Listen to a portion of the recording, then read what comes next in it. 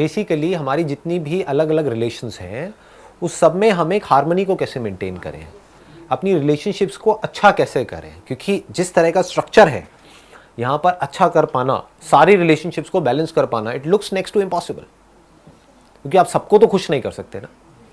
कोई कहेगा ये करो, कोई कहेगा ये मत करो, कोई कहेगा वो करो, कोई कहेगा वो मत करो। अब क्या करो?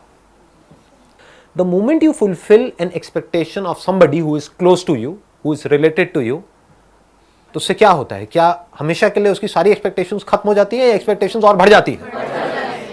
अपने हस्बैंड की एक एक्सपेक्टेशन पूरी करी तो क्या हस्बैंड आकर के सामने से ये कहते हैं कि हाँ now I have got a perfect wife, या फिर वो बोलते हैं कि हाँ तुमने ये तो करी, अब ये भी करो, अब ये भी करो, अब ये भी करो। तुम्हें जीन्स टी शर्ट पहनने के लिए मना किया था, सूट पहनने के लिए बोला था, लेकिन सूट से कुछ नहीं होगा बेटा, पल्लू भी करो साड़ी पहनो घूंघट करो, पैर छुओ रोज सुबह उठ करके। ये सब चीजें होती है नहीं होती है? रिलेट कर पा रहे हो मैं क्या कह रहा हूं? तो क्या ये सोल्यूशन है? क्योंकि एक्सपेक्टेशंस का कोई अंत है। तो ये बात हमको बिल्कुल क्लियर हो जानी चाहिए। It is impossible to fulfil the expectations of everybody, number 1। Number 2, it is impossible to fulfil the expectations of even one person. इसके बारे में कहा जाता है कि इस दुनिया में जितने भी लोग हैं, अगर उनकी जो जरूरत है, यानी कि जो उनकी नीड्स है, उसको पूरा करना हो, तो आज हमारे पास में इस दुनिया में उससे बहुत ज्यादा रिसोर्सेस हैं कि इस पूरी दुनिया में कोई भी भूखा ना रहे। नीड्स तो सबकी ऐसे पूरी हो सकती है, लेकिन एक्सपेक्टेशंस यानी कि डिजायर्स किसी एक आदमी के भी अगर आप पूरे करने निकल जाओ तो ये पूरा का पूरा यूनिवर्स भी कम पड़ जाएगा। डिजायर कम नहीं होने वाला है, डिजायर का कोई अंत नहीं है। समझ गए ना? पूरी दुनिया की जमीन भी आपको मिल गई तो अब आपकी नजर कहां जाएगी? दूसरे प्लैनेट्स के ऊपर। अब मुझे मार्स भी चाहिए, प्लूटो भी चाहिए, ये भी चाहिए, वो भी चाहिए। डिजायर किसी एक का भी पूरा नहीं हो सकता, नीड्स सबकी पूरी हो सकती है। जरूरत में और डिजायर्स में हमको फर्क समझना है। तो हम क्या देख सकते हैं कि सामने वाला जो बंदा जो भी हमसे एक्सपेक्ट कर रहा है, इज दैट अ नीड और हिज विश और desire? Unrealistic wish, unrealistic desire or realistic need? This should be very clear because we are dealing at the level of mind. If we are dealing at the level of a materialistic reality, थोड़ा सा deep होगा, कोशिश करना इसको समझने की, वहां पे एवरीथिंग इज पॉसिबल। आप कहते हो इस बॉटल को शेप चेंज करूं, ये करूं, आज हमारे पास में ऐसे डिवाइसेस नहीं है, but it is possible. At a materialistic level everything is possible. हमको एक साइंटिफिक इंस्ट्रूमेंट बनाना है और इसको कैसे भी करके हम चेंज कर सकते हैं, but at a psychological level there are things which are not possible. यानी साइकोलॉजिकल लेवल पे किसी को पूरी तरह से सेटिस्फाई करना, it is impossible. Materialistic level पे किसी को पूरी तरह से सेटिस्फाई करना, इट इज पॉसिबल। कितनी रोटी चाहिए? 4 चाहिए, 5 चाहिए, 10 चाहिए, इट इज पॉसिबल। तुझे क्या चाहिए? गाड़ी चाहिए, बड़ी गाड़ी चाहिए, इट इज पॉसिबल। तुझे बड़ा घर चाहिए, इट इज पॉसिबल।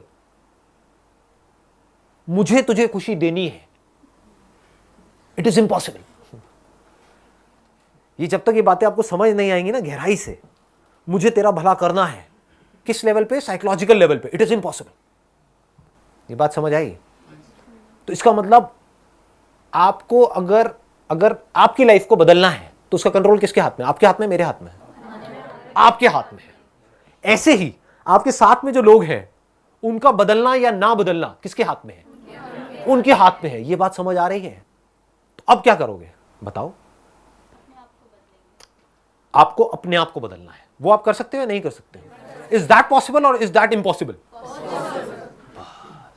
समझ गए ना कि अपना जो ध्यान है अब आपने सही जगह पर ला करके लगा दिया। अब आपकी एनर्जी सही जगह पर आ रही है, अब आपके क्वेश्चंस भी सही होंगे। ये नहीं होंगे कि मेरे पेरेंट्स मुझे सपोर्ट नहीं कर रहे, मैं क्या करूं। अगर मैं मजे में बोलूं, थोड़ा माइंड मत करना, तो मेरा एक्चुअल जवाब ये नहीं होना चाहिए। मतलब आप मेरे से ये एक्सपेक्ट करते हो जब ऐसा कोई सवाल पूछते हो कि भाई मेरे पेरेंट्स मुझे नहीं सपोर्ट कर रहे, मैं क्या करूं, चाहे मैं लड़का हूं चाहे लड़की हूं, वट एवर इट इज, तो आप मेरे से एक्सपेक्ट करते हो कि मैं आपको ये बोलूं कि हाँ हाँ आप ठीक कह रहे हो, मतलब आपको थोड़ी सी सिंपैथी मिल जाए, और आपके पेरेंट्स गलत हैं, आप सही हो, और आपके पेरेंट्स को समझना चाहिए। मैं ये बोल दूं और आप ले आकर के वीडियो अपने पेरेंट्स को दिखा दो और आपके पेरेंट मोबाइल पे ही मेरी धुलाई कर दें। ये चाहते हो आप मुझसे? आप चाहते हो मैं आपकी तरफ हो जाऊं?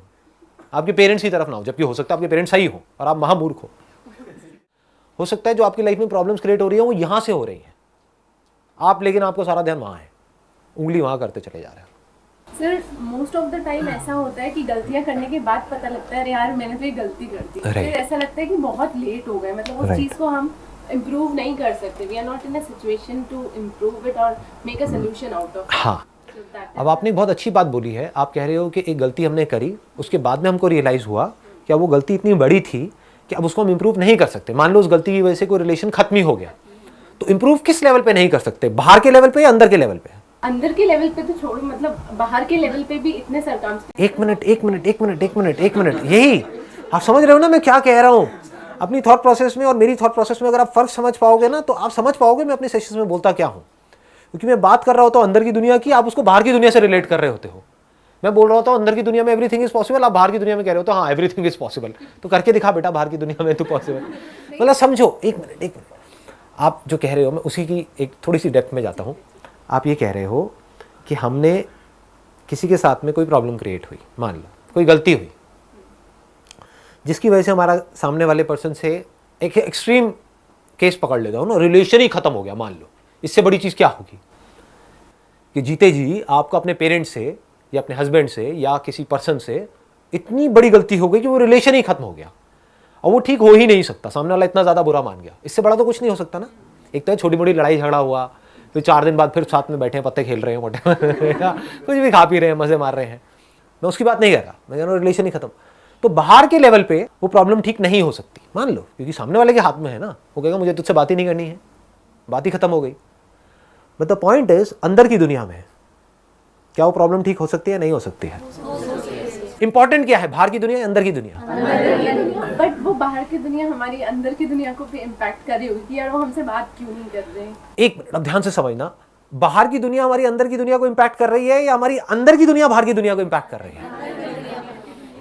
अब 2 चॉइसेस हैं। एक तो ये है इस बाहर की दुनिया के बर्बाद होने की वजह से आपने अपने अंदर की दुनिया को भी बर्बाद कर लिया। क्या बाहर की दुनिया बर्बाद होने की वजह से अंदर की दुनिया बर्बाद होती है? Is it a law? If it is a law it has to be true for everybody on this planet. जबकि ब्रेकअप होने के बाद में कुछ लोग हैं जो बहुत खुश होते हैं, है ना, ब्रेकअप सॉन्ग पे डांस कर रहे होते हैं और कुछ है जो दुखी होते हैं।